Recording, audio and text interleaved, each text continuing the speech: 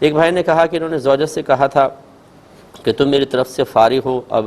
ٹھیک ہے میں تمہیں بعد میں طلاق بھی دے دوں گا، یوں اس طرح کہا، اور ایک دفعہ شاید کہا اپنی والدہ سے بات کرتے ہوئے کہ میری نظر میں وہ فارغ ہے یا تم فارغ ہو وغیرہ وغیرہ، تو اس سے طلاق ہوتی ہے یا نہیں؟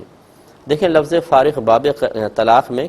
صریح شمار ہوتا ہے آج کل کے دور میں خاص طور پر، کیونکہ یہ لفظ صریح کی ایک علامت یہ بھی ہوتی ہے کہ جب اس کو بولا جائے تو انتقال ذہن صرف طلاق کی طرف جائے۔ تو لفظ اس میں فارغ کے لفظ میں اگر اس میں، لیکن لفظ طلاق سے اس میں ذرا یہ فرق ضرور ہے کہ اگر یہاں پر کسی اور چیز پر قرینہ موجود ہو کہ لفظ فارغ سے دوسرا معنی لے رہے ہیں تو پھر وہ دوسرا معنی لیا جائے گا، پھر اس پہ یہ نہیں ہے کہ بلا نیت طلاق ہو جائے، لیکن اگر کوئی اور قرینہ کسی اور معنی لینے کا نہیں ہے تو پھر طلاق ہی مراد دی جائے گی۔ مثال دیتا ہوں، جیسے ایک شوہر یہ کہے اپنی بیوی کو، بیوی مطالبہ کر رہی تھی کوئی ماسی رکھوا دو، اس نے ماسی رکھوا کر کہا لو بھئی اب تو تم ہماری طرف سے فارغ ہو،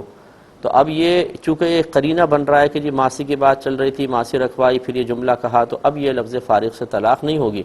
لیکن اگر کوئی کسی سے پوچھتا ہے کہ بھی تمہاری زوجہ کا کیا وہ جھگڑا وگڑا چل رہا تھا اور اس نے کہا میں نے تو اس کو فارغ کر دیا،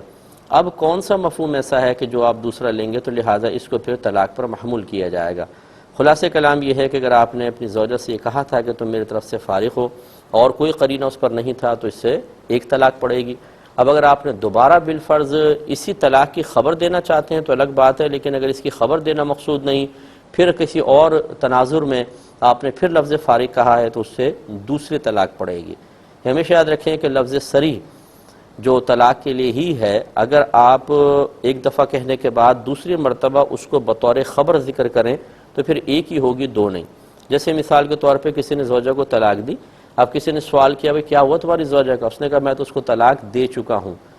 تو اب یہ جو دوسرے یہ بول رہا ہے طلاق دے چکا ہوں، یہ کوئی دوسری طلاق نہیں ہے، حقیقتاً یہ پہلی والے کی خبر دینا مقصود ہے، تو یہ دوسری نہیں پڑے گی۔ امید ہے کہ آپ تھوڑی بات سمجھ گئے ہوں گے، اسی روشنی میں اپنا مسئلہ حل کیجئے۔ تو آپ کی خدمت میں ایک اور یہ کویسچن یہ کیا گیا تھا کہ ایک بھائی نے پوچھا تھا کہ شیطان بہت زیادہ وسوسے ڈالتا ہے، حتیٰ کہ نبی کریم صلی اللہ علیہ وسلم کے بارے میں اور اللہ تبارک و تعالیٰ کے بارے میں برے خیالات آتے ہیں، اس کا کیا شرعی حکم ہوگا؟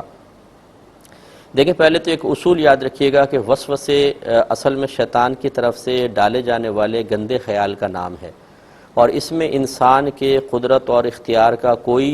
دخل نہیں ہوتا، وہ تو خود ہی آدمی بیٹھا ہوا ایک دم ذہن میں خیالات ڈال رہا ہے، دل میں خیالات ڈال رہا ہے، تو چونکہ اس میں ہمارا ارادہ شامل نہیں ہوتا، اس لیے وسوسے کتنے ہی خطرناک قسم کے آئیں اس پر کوئی گرفت نہیں ہے۔ اور دوسری بات یہ اصول یاد رکھیے گا کہ وسوسے اسی کو آئیں گے جس کے دل میں ایمان موجود ہوگا، جو بے ایمان ہوگا شیطان اس کو وسوسے کیوں ڈالے گا؟ تو یہی وجہ ہے کہ جب صحابہ کرام علیہم رضوان نے نبی کریم صلی اللہ علیہ وسلم کی بارگاہ میں حاضر ہو کر عرض کی کہ یا رسول اللہ صلی اللہ علیہ وسلم، بعض اوقات ہمیں اس قسم کے خیالات آتے ہیں جن کو ہم اتنا بڑا یا اتنا برا سمجھتے ہیں کہ ان خیالات کے آنے سے بہتر یہ سمجھتے ہیں کہ کوئی ہمیں آسمان سے زمین پر گرا دے۔ تو رحمت کونین صلی اللہ علیہ وسلم نے ارشاد فرمایا کہ واقعی ایسا ہے؟ عرض کی کہ جی ہاں۔ فرمایا تو یہ تمہارے ایمان کی علامت ہے۔ اب دیکھیں یہ نہیں فرمایا کہ اچھا برے خیال کیوں آئے، اس پہ گرفت ہوگی، توبہ کرو اللہ کی بارگاہ میں یا اپنے ایمان کی فکر کرو، نہیں، بلکہ اس کو ایمان کی علامت قرار دیا۔ تو یہ اچھی طرح یاد رکھیں کہ وسوسہ آنا کوئی برا نہیں ہوتا، اللہ کے بارے میں بھی آ سکتا ہے، سرکار کے بارے میں آ سکتا ہے،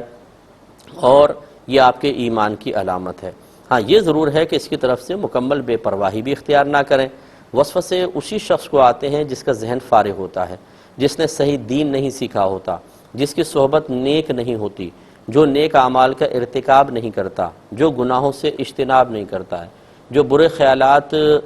خراب قسم کے خیالات ذہن میں اور فضول خیالات آنے دیتا ہے، تو پھر وہ یقینی سی بات ہے کہ نفس و شیطان کے لیے اس کو گھیرنا بہت آسان ہے۔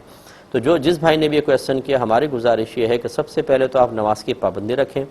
نمبر 2 قرآن عظیم ترجمہ اور تفسیر کے ساتھ شروع کریں، روزانہ 2 آیات پڑھیں، ترجمہ اس کی تفسیر پڑھ لیا کریں، اچھے نیک لوگوں کی صحبت میں رہیں، اگر خدا نخواستہ کسی گناہ کی عادت ہے تو اس سے باز رہنے کی کوشش کریں، اور یہ کوشش کریں کہ آپ کا ذہن کبھی فارغ نہ رہے، اس کے لیے اچھے اصلاحی بیانات یا نعتیں وغیرہ سنیں تاکہ یہ چیزیں ذہن میں گونجتی رہیں۔ جب ہم کچھ سنتے نہیں ہیں پاکیزہ چیزیں تو فضول قسم کی باتیں ہمارے ذہن میں رہتی ہیں اور وہی گردش کرتی رہتی ہیں۔ جیسے کوئی اگر گانا سن لے، کوئی میوزک سن لے، تو جہاں جاتا رہے گا نا غیر ارادی طور پہ وہ میوزک اور گانا اس کے ذہن میں گونجتا رہے گا، چلتا رہے گا۔ اس کے برعکس اگر وہ اصلاحی بات سنے یا نعت وغیرہ سنیں تو یہی اس کے ذہن کے اندر گردش کرتی رہے گی۔ تو یہ ہمارا اپنا قصور ہوتا ہے کہ ہم اپنے آپ کو لاچار، بے بس اور برے ایک ماحول میں رکھتے ہیں یا اپنے ذہن کو رکھتے ہیں، تو پھر اس قسم کے معاملات آتے ہیں کہ بیچارگی، بے بسی غالب آ جاتی ہے اور ہم سمجھتے ہیں کہ جی میں تو بڑا گر گیا ہوں وسوسوں کے اندر۔ تو بھئی تدارک بھی تو کریں، اگر آپ دھوپ میں ہیں تو سائے میں آئیں، پانی میں ہیں اور سوکھنا چاہتے ہیں تو پانی سے باہر نکل کے کھڑے ہوں تو کپڑے سوکھ جائیں گے، لیکن ہم پانی میں کھڑے رہ کر چاہتے ہیں کہ کپڑے گیلے نہ ہوں اور دھوپ میں کھڑے ہو کر چاہتے ہیں کہ ہمیں گرمی محسوس نہ ہو، ایسا نہیں ہو سکتا۔ تو یہ عملی قدم اٹھائیے، انشاءاللہ اللہ تعالیٰ بڑا آپ پر کرم فرمائے گا۔